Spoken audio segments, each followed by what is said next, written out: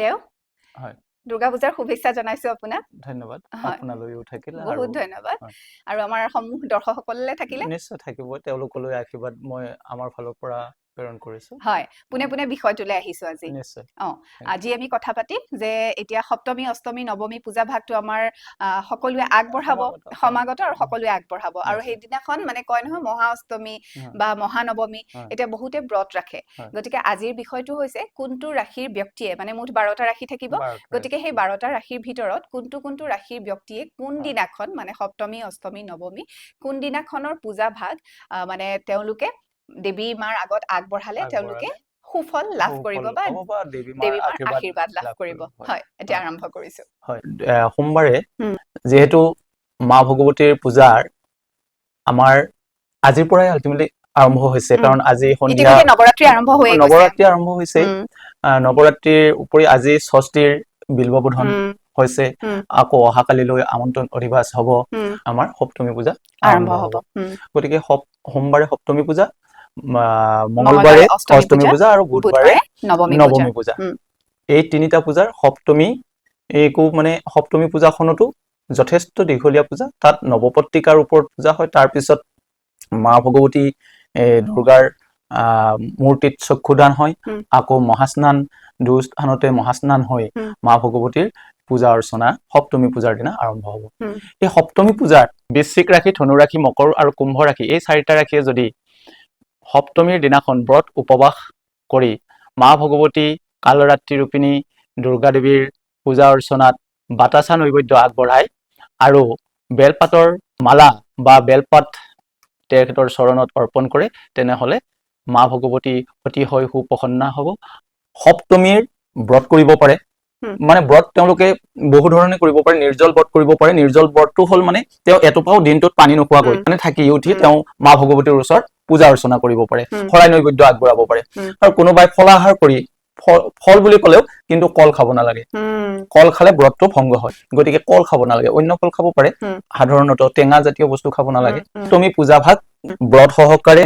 কৰে বা সেই সপ্তমী পূজা ভাগত নৈবেদ্য আদি ধূপ দীপ নৈবেদ্য আদি উৎসৰ্গিত কৰে তেনেহলে তেওঁলোকে ভাল ফল পাব আৰু মা ভগৱতীৰ আশীৰ্বাদ পাব এতিয়া নৈবেদ্যৰ কথা কৈছে তেওঁলোকে যেতিয়া পূজা দিবলৈ যাব তেতিয়া নৈবেদ্য কি কি আগবঢ়াব পাৰে এইটো খুব ধুনীয়া কথা সপ্তমীৰ দিনাখন নৈবেদ্য বহুত ধৰণৰ আছে তাৰ ভিতৰত আমি যদি কওঁ আমাৰ অসমত সাধাৰণতে বুট মগু চলে তাৰ উপৰি কল আপেল ডালিম ফলটো আমাৰ যথেষ্ট মানে প্ৰয়োজনীয় মানে মূল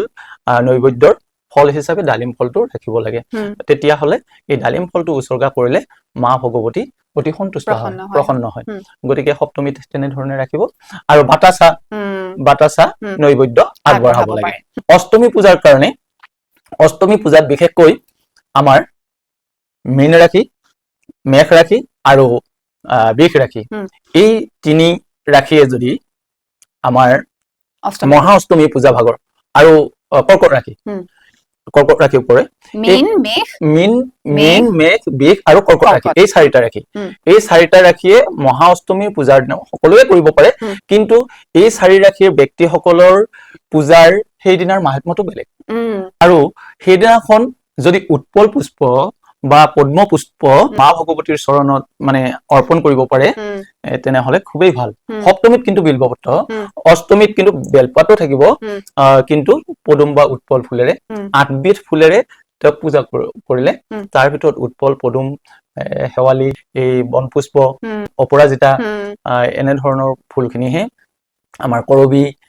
এই ফুলখিনিক আমাৰ যিহেতু কৈছে অষ্টমীৰ দিনাখন পদুম ফুলৰ মালা বা ৰক্ত জবাৰ মালা আপুনি দিব পাৰে আৰু সেইদিনাখন মহাগৌৰী ৰূপত থাকিব গতিকে গৌৰী মানে কি গৌৰী মাতা সকলোৰে মাতৃ ৰূপা গতিকে সেই সময়ত তেওঁক মাতৃ হিচাপে জ্ঞান কৰি তেওঁৰ চৰণত যদি দিব আৰু নাৰিকল ফলটো অষ্টমীত দিব লাগে মা ভগৱতীৰ ওচৰত সেইদিনা নাৰিকলৰ চিৰা নাৰিকলৰ লাডু বা নাৰিকল গোটা নাৰিকল তেনেকৈ মানে মা ভগৱতীৰ ওচৰত মানে সেই নৈবেদ্য দিলে যথেষ্ট ভাল আৰু অষ্টমীৰো ব্ৰতটো বিশেষকৈ এই সপ্তমীত কৰাৰ নিচিনাকে তেওঁলোকৰ মানে সামৰ্থ্য অনুযায়ী নিৰ্জল কৰিব পাৰে ফলাহাৰ কৰিব পাৰে আৰু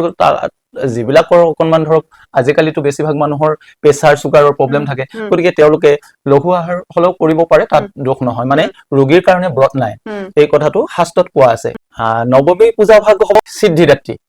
গতিকে যি 4টা ৰাশি থাকিল, বিশেষকৈ এতিয়া মিথুন ৰাশি, তাৰপিছত সিংহ ৰাশি, কন্যা ৰাশি আৰু তুলা ৰাশি, এই 4টা ৰাশিৰ ব্যক্তিসকলে নৱমীৰ দিনাখন সিদ্ধিদাত্ৰীৰ মা ভগৱতীৰ পূজা অৰ্চনা কৰিলে খুবেই সুফল প্ৰাপ্তি হয়। সেইদিনাখনো তেওঁক আচলতে মিষ্টান্ন খুৱাব লাগে, মিঠা বস্তু, পায়সৰ নপাৰে মিঠা, মানে গাখীৰ মিঠাইৰ বিভিন্ন গাখীৰ মিঠাই প্ৰকাৰ হ'ব পাৰে, এনেধৰণৰ মিষ্টান্ন যদি তেওঁক মানে তেওঁৰ ওচৰত উৎসৰ্গিত কৰে, তেনেহলে তেওঁ অতি সুপ্ৰসন্ন হৈ সেই ভক্তসকলক আশীৰ্বাদ কৰিব। ফুলৰ ক্ষেত্ৰতো, পুষ্পৰ ক্ষেত্ৰতো বিভিন্ন পুষ্প দিব পাৰি, কিন্তু সেইদিনাখনো দুৰ্বা ফুলেৰে, জোৰোণ ফুল বুলি কয়,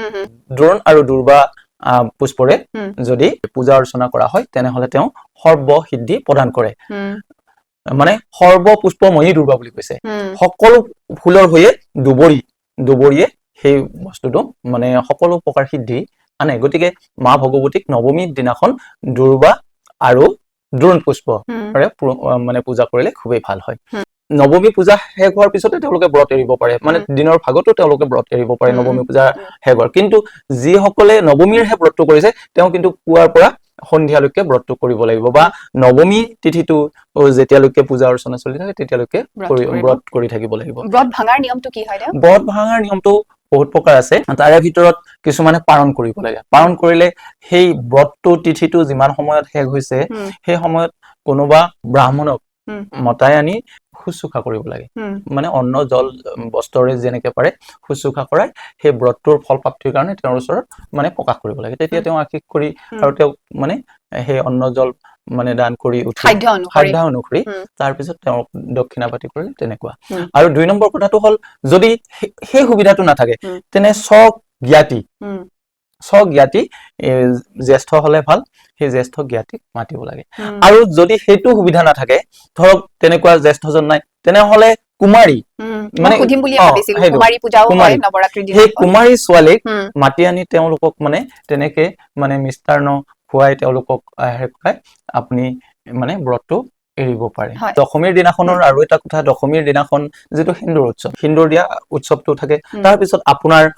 সকলো আয়তী যিয়ে লগ লাগিব, ইজনে সিজনক সেন্দুৰ পিন্ধাই তেওঁলোকৰ যকৃতি, ধন ধান বা সুখ শান্তি বৃদ্ধিৰ কাৰণে ইজনে সিজনে আশীষ দিব পাৰে, বা এটা আনন্দ বা শান্তি কামনা কৰে, বা শুভ কামনা কৰে। এই শুভ কামনাৰে সেন্দুৰ দিব লাগে, আৰু সকলোৱে গৈ মা ভগৱতীৰ চৰণত সেন্দুৰ দিয়াটো অতি দৰকাৰী। তেতিয়া মা লক্ষ্মী আপোনাৰ ঘৰলৈ মানে গমন কৰিব, প্ৰৱেশ কৰিব। আৰু লগতে যিসকল ছাত্ৰ ছাত্ৰী বিদ্যাৰ্থী, তেওঁলোকৰ বিদ্যা লাভৰ কাৰণে মা ভগৱতী সৰস্বতী ইমান দিন মানে পূজা হৈ থাকিব, গতিকে সৰস্বতীৰ ওচৰতো সেই কিতাপটো মানে চোৱাই মানে ভগৱতীৰ কৃপা লাভৰ কাৰণে অকনমান তেওঁৰ ৰেণু মানে পদৰেণু লৈ আহিব লাগে। গতিকে তেনেকুৱা কৰিলে ল'ৰা ছোৱালীৰো বিদ্যা বুদ্ধি বাঢ়ে। তাৰোপৰি আৰু এটা কথা থাকিলে, অকনমান চাউল আপুনি মানে দেৱীৰ চৰণত দিয়ক, দি কেইটামান চাউল আপুনি লৈ আহক, আনি আপুনি আপোনাৰ ভঁৰালত বা আপুনি সেই চাউল চিপা মানে অকনমান হাতেৰে এনেকে ধৰিব পৰাখিনি, সেইখিনি আপুনি ধুনীয়াকে কাগজত হওক বা কিবা পৰিষ্কাৰ কাপোৰত হওক বান্ধি আপোনাৰ ধন ভঁৰালত থৈ দিলে, সেইখিনি কথাই মানে আপোনাৰ সদায় ধনৰ ভঁৰালটো টনকিয়াল কৰি ৰাখিব। সেইবিলাক মানে সৰু সৰু কথা, কিন্তু মা ভগৱতীৰ অতি কৃপা বিষ্ট কথা, মানে তাত মানে অতি সুপ্ৰসন্ন হয়। নিশ্চয়, গতিকে এইখিনি কৰিব, সৰু সৰু কিটিপ আপোনালোকে যদি কৰে, দেৱী মাৰ দুৰ্গা গোটেই বছৰ, দেৱী মাৰ আশীৰ্বাদ গোটেই বছৰটোৰ কাৰণে আপোনালোকে আপোনালোকৰ ঘৰত কঢ়িয়াই আনিব পাৰিব, নহয় জানো? মা ভগৱতী লক্ষ্মীও আপোনালোকৰ ঘৰত সদায় থাকিব। গতিকে এয়া কৰিব বুলি আশা ৰাখিছো। আৰু এতিয়া আমাৰ সামৰণি মৰাৰ সময় হ'ল, গতিকে এইখিনিতে আপোনালোক সকলোকে পুনৰবাৰ দুৰ্গা পূজাৰ বহুতো শুভেচ্ছা যাচিছো। আৰু ইয়াৰ লগে লগে আমি দুয়োগৰাকী আপোনালোকৰ ওচৰৰ পৰা বিদায় লৈছো। ভালে কুশলে থাকিব, ধন্যবাদ, নমস্কাৰ।